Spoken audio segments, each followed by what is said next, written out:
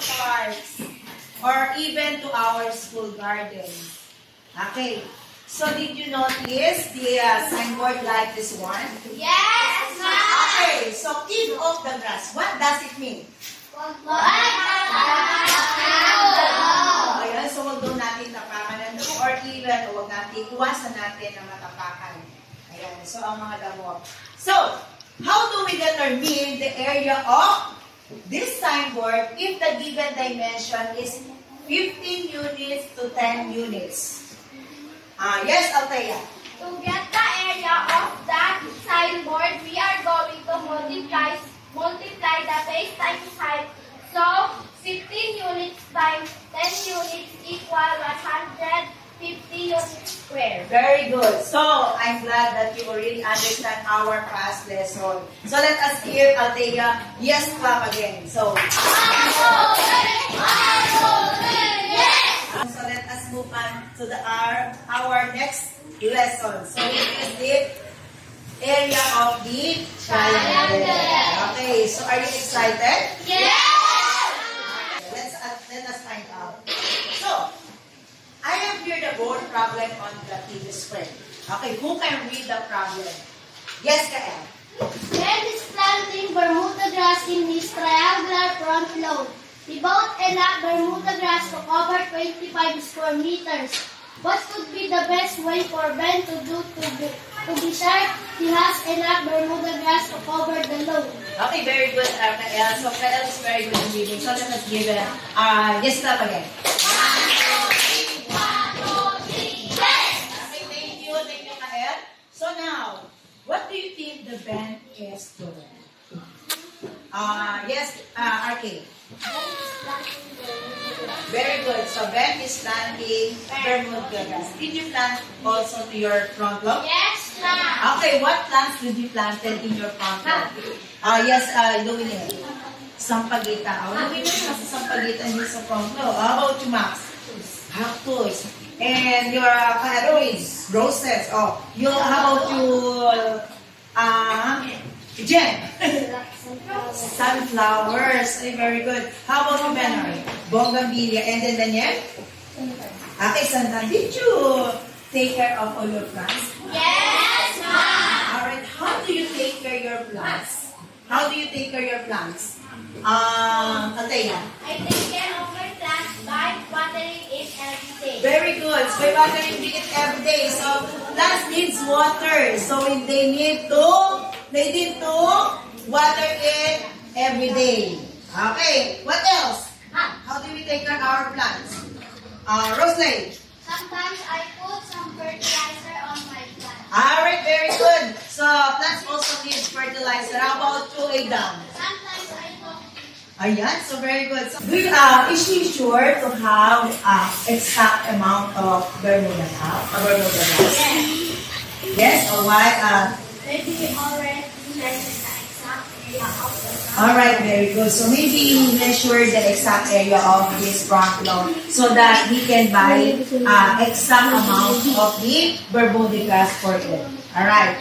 So, if you were Ben, what are you going to do first before planting the Bermuda grass? Althea. I were Ben, I am going to measure the right area of the front lawn. Alright. This Ben, he want to measure first the area of the front lawn. Okay, to determine how much Bermuda grass needed. Alright. Okay, I will give you an activity. So I will group you into 2 and 3. Okay, first group is row 1.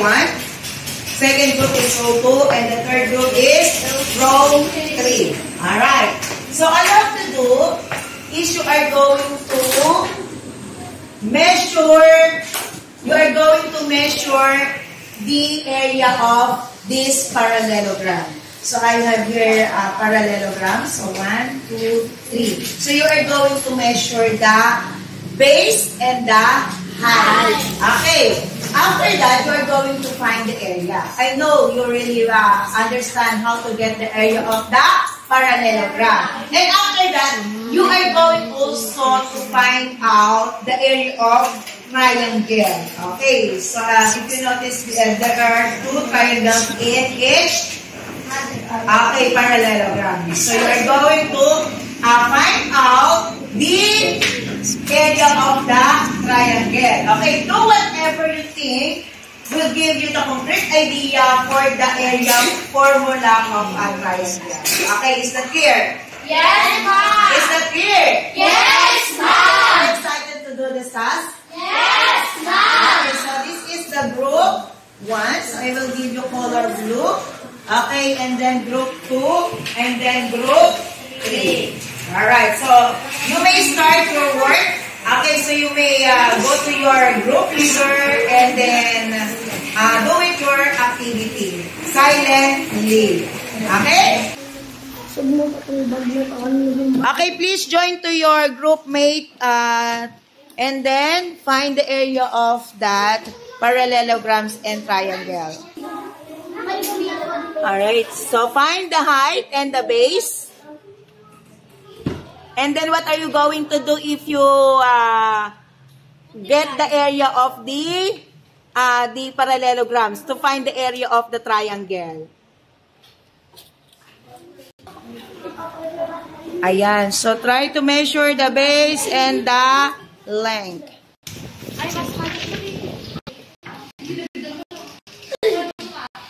Was I finished? Yes, ma'am. Okay.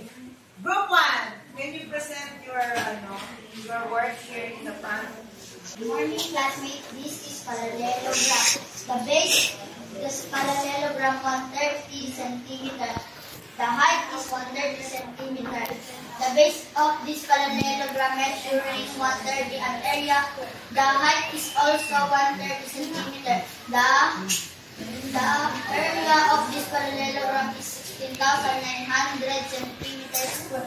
The formula we use is base times height or side times side.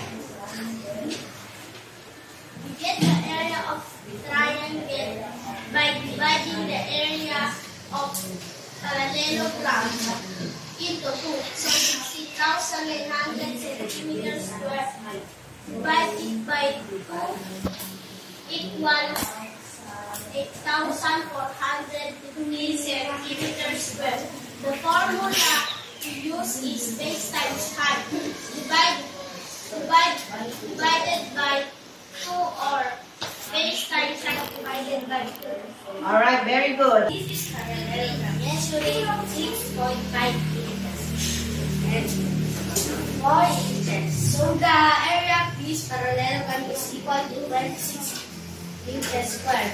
When we divide this parallelogram into 2, we get 2 triangles if the area of this parallelogram is equal to 26 meters square.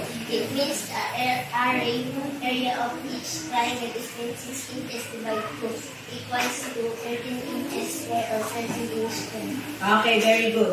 Morning class, this is the parallelogram measuring 220 centimeter times 100 centimeter. So the area of this parallelogram is 220,000 centimeters square. The formula we use is base times height.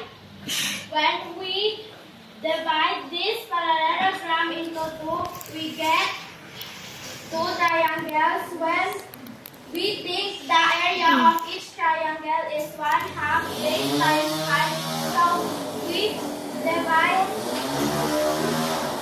220,000 centimeters square by 2. We can get 110,000 centimeters square. So the area of each triangle is 110,000 centimeters square. Okay, based on your activity, how do we get the area of the triangle? Okay, how do we get the area of the triangle? So what is the formula are we going to use to get the area of the triangle? We multiply the base times height. Okay, so we multiply the base times height and then? Divide. Okay, divide it by 2. Okay, so that is the formula. Okay, so now let us try this one. Okay, so write the formula in finding the area of and then solve. So, I have here sets of triangles. Okay, with the given base and the height. So, what are we going to do? Or what our formula we are going to use to find the each area? Alright, number 1. Max. So, try and solve with the board. Understand our lesson. So, you are going to draw triangular garden in your notebook with an area of 48 inches. Okay, so 48 inches is the area of your garden. So you are going to make a garden with measuring 48 inches. Okay, up to you what kind of plants, what kind of flowers you want to grow. And then after that, you are going to write a simple sentence about your garden. Okay, is that clear? Yes. Okay, so after that, we're going to present your work in front of your classmates. Do you understand? Yes. Okay, so go. You may start now. Get your notebook and then draw one rectangular garden.